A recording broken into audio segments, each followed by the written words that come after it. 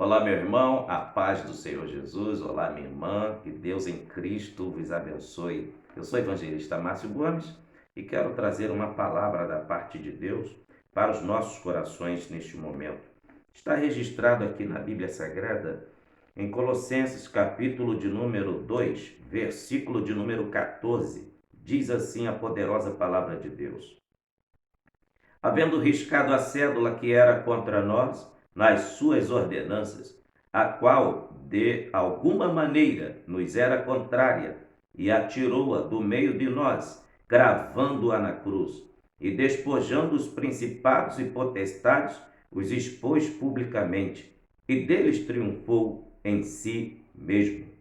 O apóstolo Paulo está nos trazendo aqui esta informação gloriosa que retrata da vitória da igreja. Quando Cristo morreu no Calvário, ele cravou na cruz a cédula que era contrária a nós. Todo ser humano tinha uma dívida que era impagável. Ninguém, de alguma forma, jamais poderia pagar essa dívida. Por quê? O casal se contaminou no Jardim do Éden. Todos sabem que Adão é o pai biológico de toda a raça humana. E por ele haver pecado no Jardim do Éden, ter comido do fruto que Deus havia ordenado para não comer, tá? Que era a árvore do bem e do mal, né? A árvore da ciência do bem e do mal, ele ingeriu. Ele comeu sabendo que não era para comer. Eva, então, deu de comer. Quem se contaminou primeiro foi Eva e deu ao seu marido de comer. Mas ele sabia da ordem de Deus, que não era para comer. Mas mesmo assim, ele optou por comer. E então, a partir de Adão, toda a raça humana ficou contaminada por causa da desobediência. Até mesmo Romanos, capítulo de número 5, versículo 12, a Bíblia vai nos falar, confirmando o que eu acabo de lhes informar. Romanos, capítulo 5, versículo de número 12, diz assim: porque como por um homem entrou o pecado no mundo, e pelo pecado a morte, assim também a morte passou a todos os homens, por isso que todos pecaram.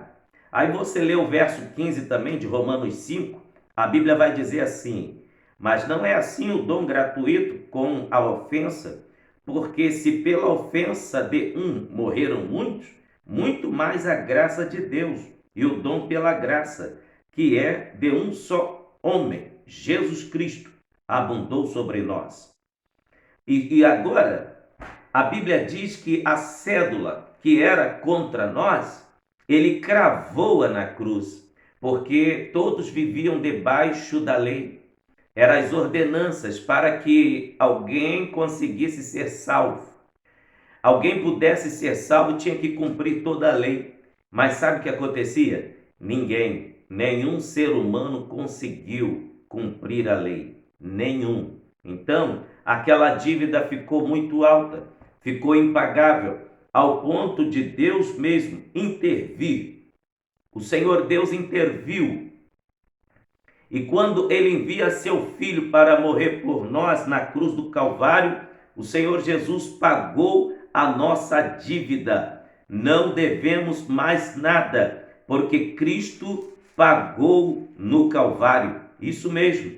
Até porque Paulo diz que a cédula que era contra nós, ele cravou na cruz. Ou seja, toda a lista dos nossos pecados agora foram rasgados, destruídos. A acusação, a lista de todos os pecados da humanidade, todo aquele que crê em Jesus Cristo tem os seus pecados perdoados através do sangue que foi derramado no Calvário. A partir de então, a lei, o período da lei encerra, e agora, com a cédula que foi cravada na cruz, se inicia o período da graça.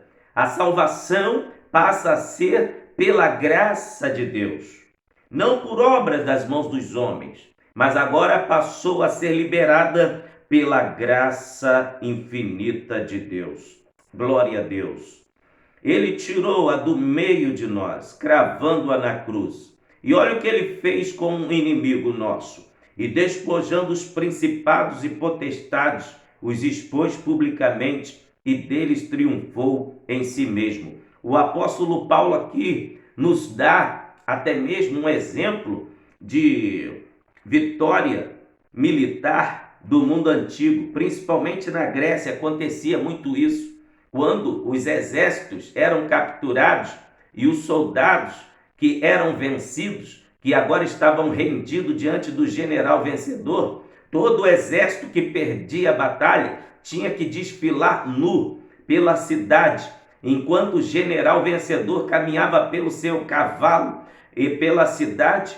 Os exércitos que foram derrotados tinham que andar nu, descalço, desarmado, perdiam seus armamentos e andavam publicamente nus, envergonhados, como sinal de vergonha, humilhação, e que agora passariam a ser subalternos àquele general, ou seja, total vergonha, total desarmamento, total desarticulação. Foi o que o Senhor Jesus fez com a sua morte no Calvário. Ele despojou as potestades, despojou os principados. Ei, tem muita gente aí que fica até mesmo cultuando o poder de Satanás, dizendo que ele tem muito poder, tem muita força. Eu tenho uma boa notícia para lhe dar. Perca o medo dele, se cubra pelo sangue de Jesus Cristo. Creia no poder de Deus. Você que tem Cristo como Salvador,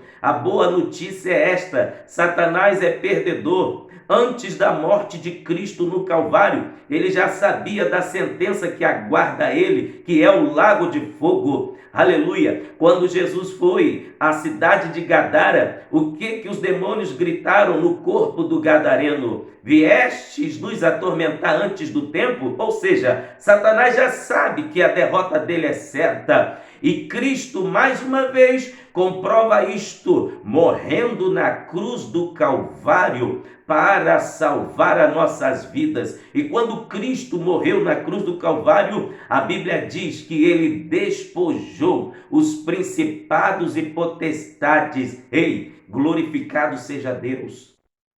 O Senhor desarticulou o inferno.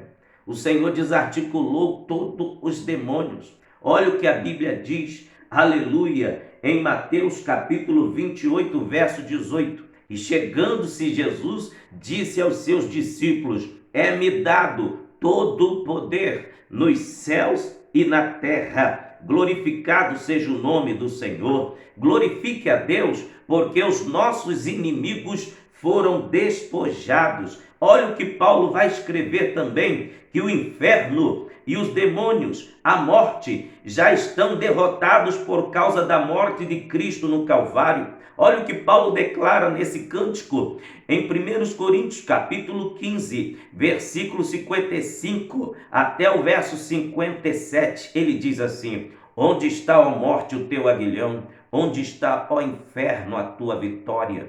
Ora, o aguilhão da morte é o pecado, e a força do pecado é a lei. Mas graças a Deus que nos dá vitória por nosso Senhor Jesus Cristo. Glória a Deus. Glória a Deus. Você pode dar glória a Deus? Com a morte de Cristo, o inferno foi derrotado. A morte foi derrotada. Em Apocalipse capítulo 1, o Senhor Jesus declara para o seu servo João: eu estou vivo, eis que eu estou vivo e vivo para todo sempre. Amém. Ele confirma dizendo: amém, assim seja. Ele é o próprio amém. E ele ainda diz: e tenho nas minhas mãos a chave da morte e a chave do inferno. Ei, só vai para o inferno agora a partir da autorização de Jesus Cristo. Nem os demônios têm a chave mais da casa deles. Satanás não tem mais o domínio sobre a morte. Glória a Deus. Sabe por quê? Jesus declarou no Evangelho de João capítulo 11: eu sou a ressurreição e a vida. Quem crer em mim, ainda que esteja morto, viverá. Glória a Deus, glória a Deus, glória a Deus. Aleluia. É o motivo para nós glorificarmos a Deus. E a Bíblia também vai nos informar, meus queridos irmãos, que na cruz do Calvário foi um lugar de humilhação voluntária. Olha o que está registrado em Filipenses, capítulo de número 2, versículo de número 8. Filipenses, capítulo 2, versículo 8. E achado na forma de homem, humilhou-se a si mesmo, sendo obediente até a morte e morte de cruz. Então, aqui está nos informando que a cruz, onde Cristo morreu, foi um lugar de humilhação voluntária. Ele se entregou por nós. Ele não foi obrigado. Ele foi voluntariamente. A cruz também foi um lugar de intercessão. Sabia que Jesus orou até pelos seus algozes, aqueles que estavam o maltratando enquanto ele estava sendo crucificado? Olha o que a Bíblia vai nos dizer em Lucas capítulo 23, versículo de número 34. Na cruz, Jesus orou. Diz assim, Lucas 23, capítulo 23, verso 34. E dizia Jesus: Pai, perdoa-lhes, porque não sabem o que fazem. E repartindo as suas vestes, lançaram sortes. Jesus orou até por aqueles que estavam maltratando na cruz do Calvário. A cruz foi um lugar de intercessão. E também a Bíblia nos mostra em Hebreus capítulo 2, Hebreus capítulo 12, versículo de número 2, que a cruz foi um lugar de vexame e desonra. Olha, é Hebreus 12 e 2. Diz assim a palavra de Deus: olhando para Jesus, autor e consumador da fé, o qual, pelo gozo que lhe estava proposto, suportou a cruz, desprezando a afronta, e assentou-se à destra do trono de Deus. Olha, estar naquela cruz era total motivo para zombaria, escárnios, sofrimentos. Era uma afronta para Jesus, porque ele é o próprio Deus. Ele se fez homem. A Bíblia diz: e o Verbo se fez carne e habitou entre nós. E vimos a sua glória como a glória do unigênito, do Filho de Deus. Jesus não tinha necessidade de vir ao mundo para morrer por mim e por você. Ele só veio só por um motivo: por amor. Ele só veio por amor. Jesus veio a este mundo para morrer por mim e por você somente por amor. A Bíblia diz que foi por amor que ele se entregou. Por isso que foi um motivo de vexame e desonra, porque o dono da vida se materializou. Aleluia! Sofreu, morreu, mas para a glória de Deus não permaneceu morto. Todos sabem, segundo as Escrituras, ao terceiro dia ele ressuscitou para a glória de Deus. Aleluia! A cruz também foi um lugar de aparente derrota. Olha o que está registrado em Lucas, capítulo 23, versículo de número 35. E o povo estava olhando, e também os príncipes zombavam dele, dizendo: aos outros salvou, salve-se a si mesmo, se este é o Cristo, o escolhido de Deus.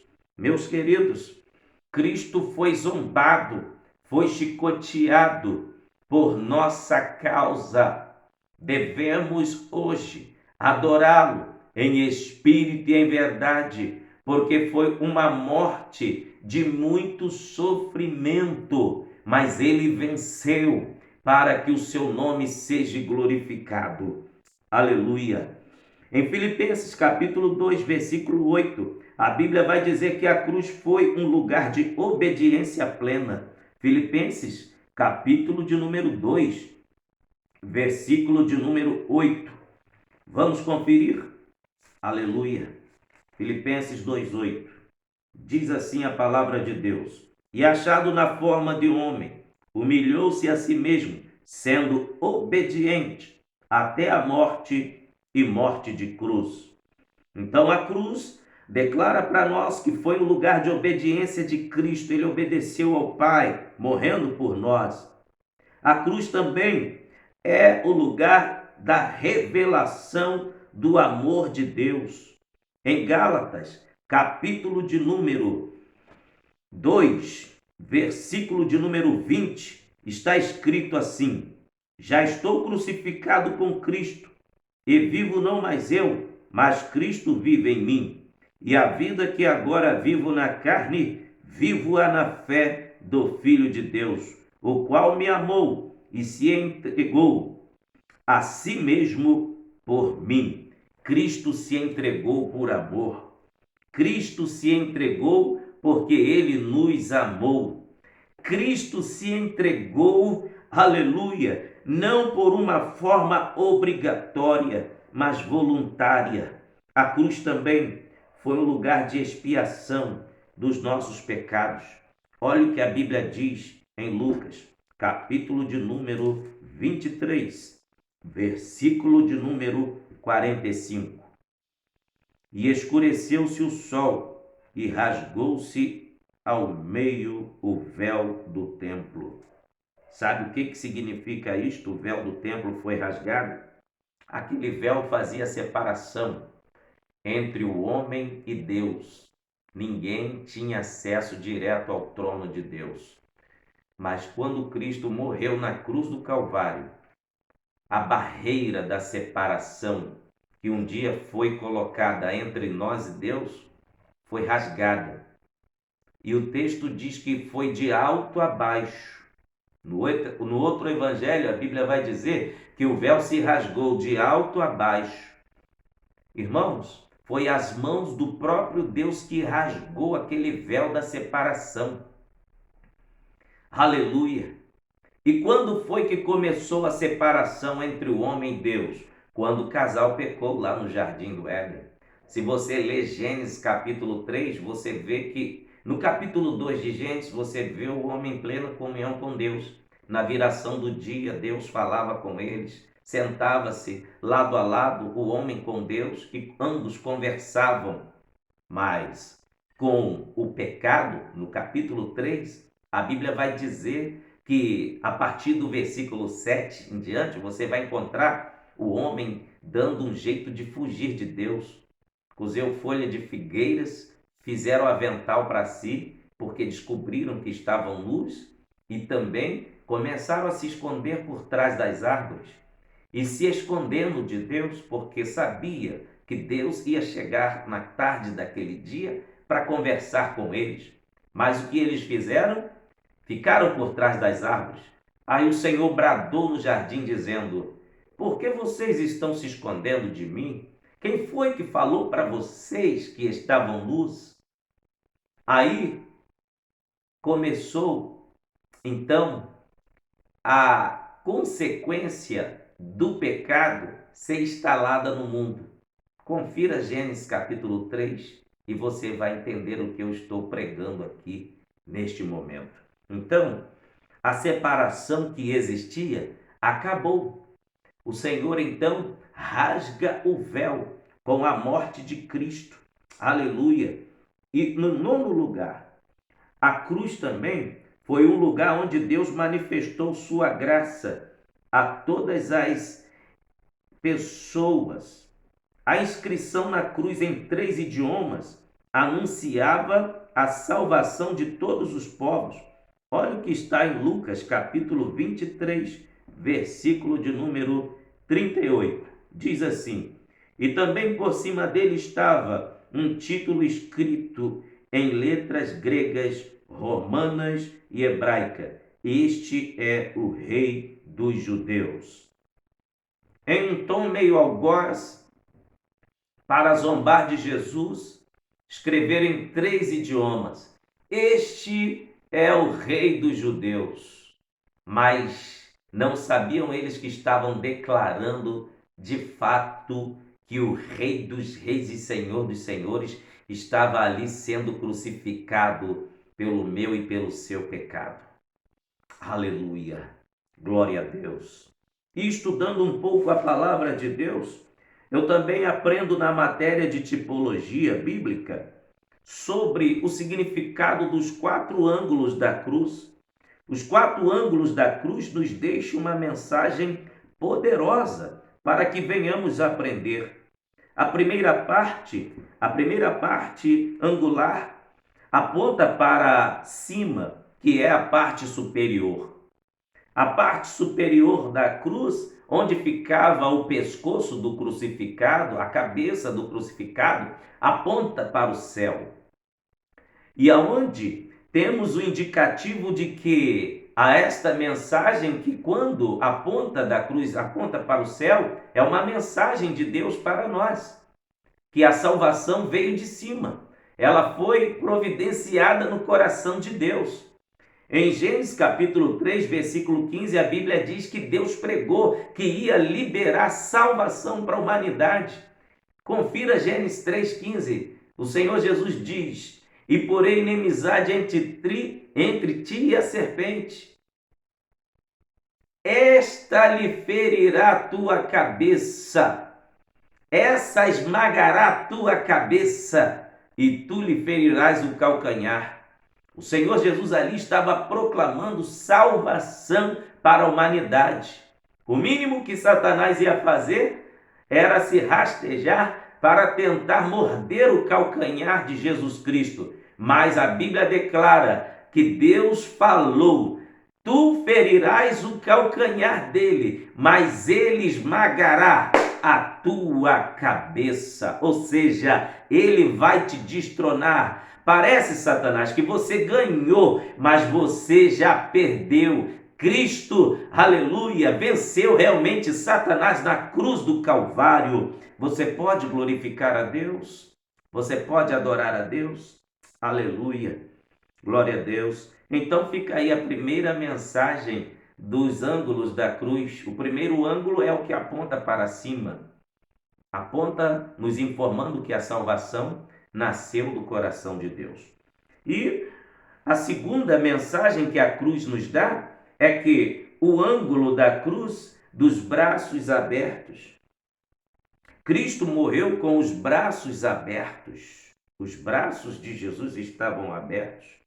Então, os braços abertos tipifica a emergência, porque quando você quer parar alguém que está correndo muito, você abre os braços para a pessoa parar, para você dialogar com ela.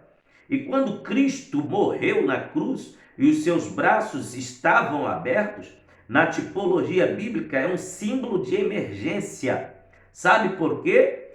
Na cruz do Calvário, Cristo paralisou o poder de Satanás. Olha o que está registrado em Coríntios, capítulo 15. 1 Coríntios, capítulo 15, versículo de número 55 ao 57. Onde está, ó morte, o teu aguilhão? Onde está, ó inferno, a tua vitória? Ora, o aguilhão da morte é o pecado, e a força do pecado é a lei, mas graças a Deus que nos dá vitória por nosso Senhor Jesus Cristo. Satanás tinha o poder da morte, mas Cristo, estendendo os braços na cruz, parou o poder da morte. Aleluia! Na cruz do Calvário, quando Cristo estava de braços abertos também, parou toda a maldição. Olha o que está registrado em Gálatas, capítulo de número 3. Aleluia! Gálatas, capítulo de número 3, versículo de número 13. Diz assim a palavra de Deus: Cristo nos resgatou da maldição da lei, fazendo-se maldição por nós, porque escrito está: maldito todo aquele que for pendurado no madeiro. Então, por Cristo ter morrido no madeiro, ele se fez maldito por mim e por você. Então, toda maldição parou, foi paralisada. Se você ainda tem dúvida de que a maldição que acompanhava a sua vida acabou? Leia Gálatas, capítulo de número 3, verso 18. Essa história de dizer que você tem que orar para quebrar a maldição na tua vida. Se você já aceitou a Cristo como Salvador, a Bíblia diz: nenhuma condenação há para quem está em Cristo Jesus. Você já não está mais debaixo de maldição. Você está coberto pelo sangue de Jesus e debaixo da bênção. Aleluia! Glória a Deus! Parou toda maldição. Isaías 53 também vai nos informar que quando Cristo abriu os braços na cruz do Calvário, ele venceu toda a enfermidade. Olha o que Isaías vai nos dizer no capítulo de número 53, versículo de número 4. Glória a Deus. Glória a Deus. Isaías 53, verso 4 diz assim: verdadeiramente ele tomou sobre si as nossas enfermidades, as nossas dores levou sobre si, e nós o reputamos por aflito, ferido de Deus e oprimido. Mas ele foi ferido pelas nossas transgressões e moído pelas nossas enfermidades. O castigo que nos traz a paz estava sobre ele, e pelas suas pisaduras fomos sarados. Quando Cristo abre os braços na cruz também, parou todo sofrimento, porque Cristo levou na cruz todo sofrimento. Aleluia! Se não, vamos conferir o que está registrado no Evangelho de João, capítulo de número 19, verso 1 ao verso 3. Diz assim: Pilatos, pois, tomou então a Jesus e o açoitou, e os soldados, tecendo uma coroa de espinhos, lhe a puseram sobre a cabeça e lhe vestiram uma veste de púrpura. Ei, eu quero lhe dizer que aqueles espinhos na coroa que fizeram para colocar sobre a cabeça de Jesus, ali representava todo o sofrimento que ele estava vivenciando. Se você ler Gênesis capítulo 1 até chegar ao final do capítulo 2, você vai ver que o mundo inteiro foi criado, o casal vivia em plena harmonia e felicidade, nenhuma planta, nenhuma relva, nenhuma flor existia espinho, não existia espinho nas árvores, não existia espinho no pé das plantas, não existia, mas o espinho passou a existir depois do capítulo 3, o versículo 18, depois do pecado. Espinho aqui na tipologia bíblica é o símbolo de sofrimento. Você já experimentou, já teve a triste experiência de se espetar num espinho? Tem espinho que é danoso à saúde. Existe espinho que provoca febre. Existe espinho que é venenoso. É isso mesmo. E existe espinho que quando você sem querer vai pegar alguma fruta, você acaba se arranhando, sangra a tua pele. Espinho é o símbolo do sofrimento. Quando Cristo morre na cruz do Calvário, os nossos pecados fizeram ele sangrar. O pecado de toda a humanidade fez a carne de Jesus sangrar. E na sua fronte, na sua cabeça, ele levou sobre todo o seu corpo as enfermidades, as maldições. Jesus levou no seu corpo, com a morte na cruz do Calvário, todo o mal. E Jesus, aleluia, ele se fez maldito por nós. O seu corpo foi moído para que eu e você hoje tivéssemos vida e alegria e paz e felicidade. Aleluia! Então aprendemos no segundo ângulo da cruz, os dois braços representa aqui, em primeiro lugar, um símbolo de emergência. E qual é o segundo exemplo que podemos extrair dos braços abertos? Olha, o segundo exemplo na tipologia bíblica que nós podemos extrair da cruz com os braços abertos é que amor, reconciliação e perdão fluíram dos braços abertos de Cristo na cruz. Só abraça quem ama. Em João 3,16 a Bíblia diz: porque Deus amou o mundo de tal maneira que deu o seu Filho unigênito, para que todo aquele que nele crer não pereça, mas tenha a vida eterna. Em 2 Coríntios, capítulo de número 5, versículo de número 18, vai falar então da reconciliação, porque só abre os braços para abraçar quem quer dar reconciliação para aquele que lhe ofendeu. Olha o que diz, 2 Coríntios 5,18. E tudo isto provém de Deus, que nos reconciliou consigo mesmo, por Jesus Cristo, e nos deu o ministério da reconciliação.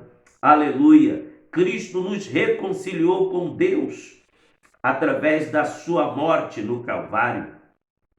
E outro benefício que nós aprendemos através dessa tipologia, é o perdão de Deus para a humanidade. Colossenses, capítulo 3, versículo de número 13. A Bíblia vai nos informar desta maneira sobre o perdão de Deus.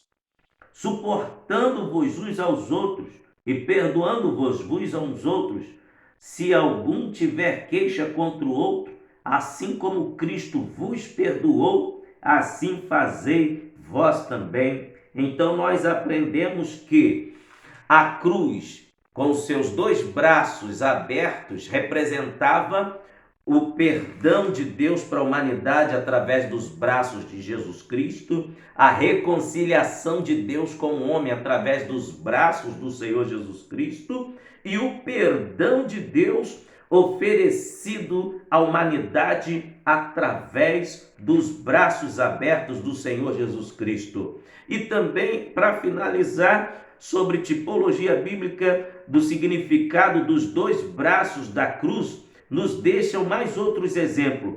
Fala do lado esquerdo e do lado direito. Isso mesmo, um braço esquerdo e um lado braço direito. Isto aí vai nos demonstrar na tipologia bíblica direção.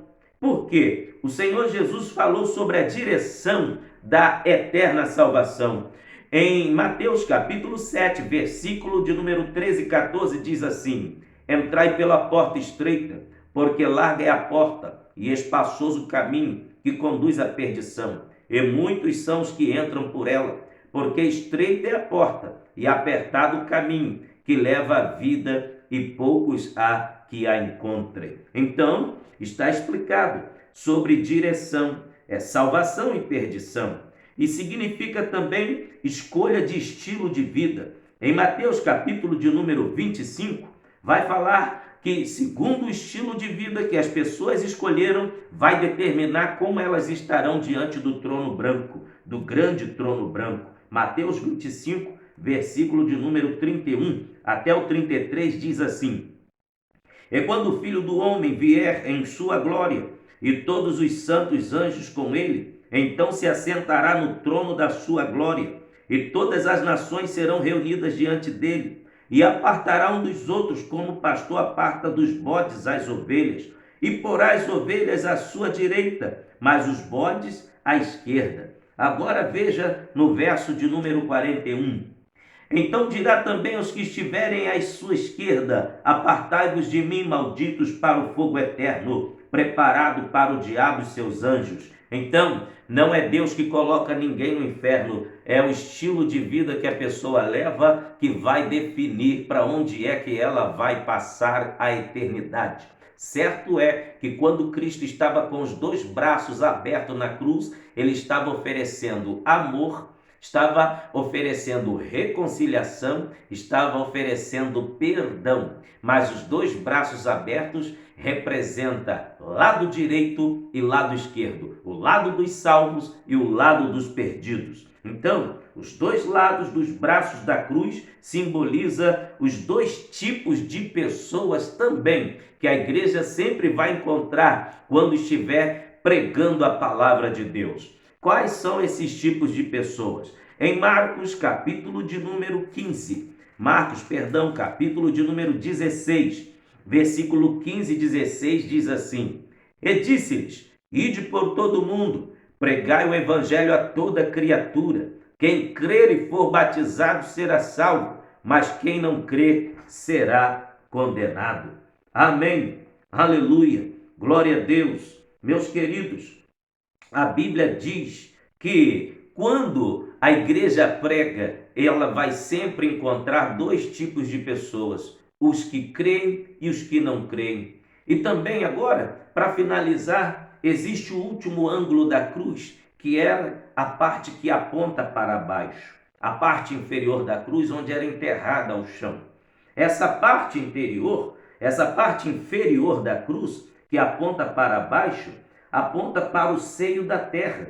Olha, Provérbios capítulo de número 15 e versículo 24, vai dizer que o inferno fica no seio da terra, que é apontado para baixo pela Bíblia. Olha só, Provérbios capítulo 15, versículo 24.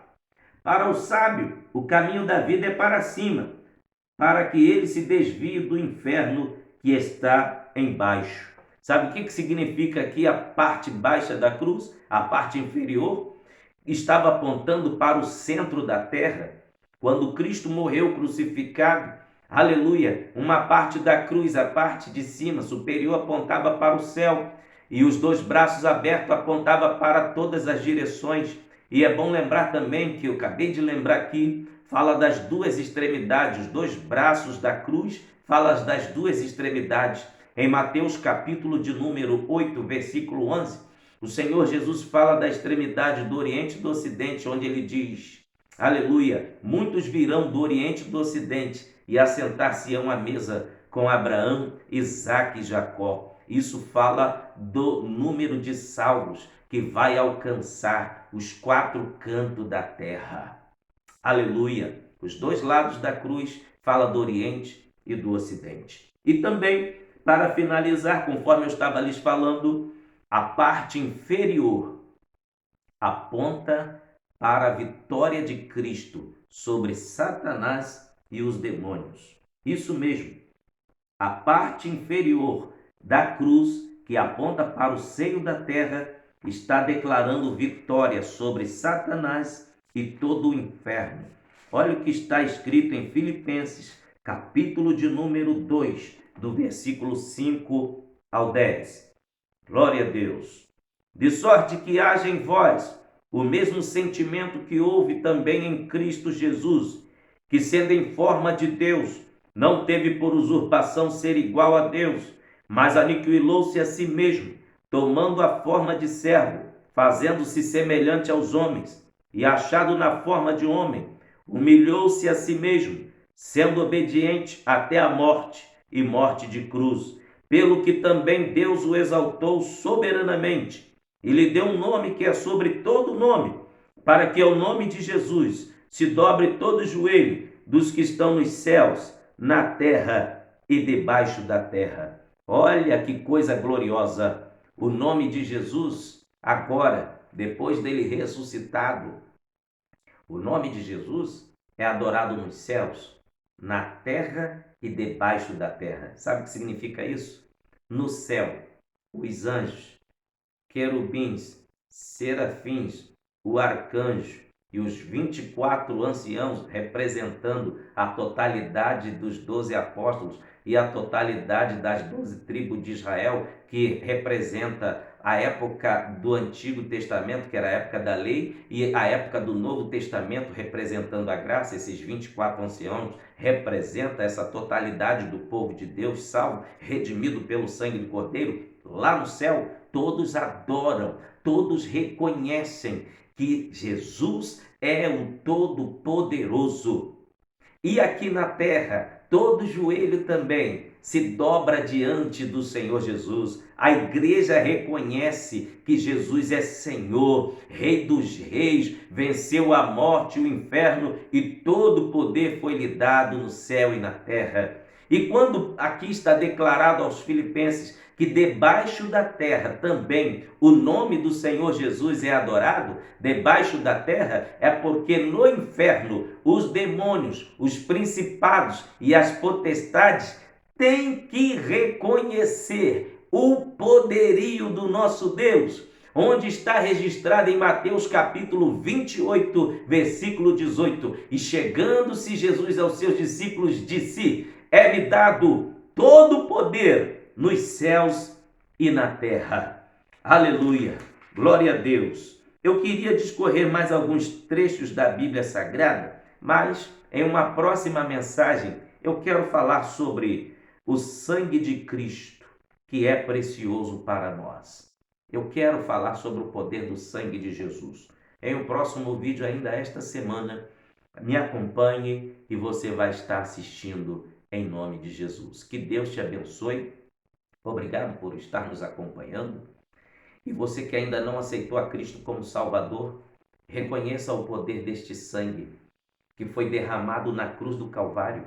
Reconheça o poder de Jesus Cristo e aceite como o único Salvador da sua vida.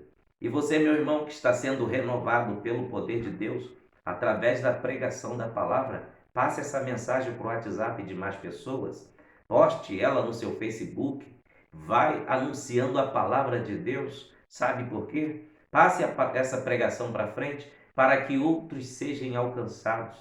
O objetivo deste canal é de Deus restaurar aqueles que estão caídos, levantar os caídos, Jesus batizar no Espírito Santo, o Senhor salvar vidas, curar enfermos, levantar, edificar a fé dos salvos.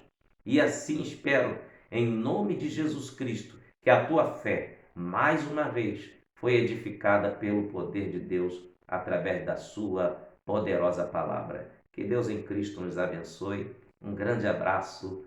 Fique com Deus. Até a próxima. Amém.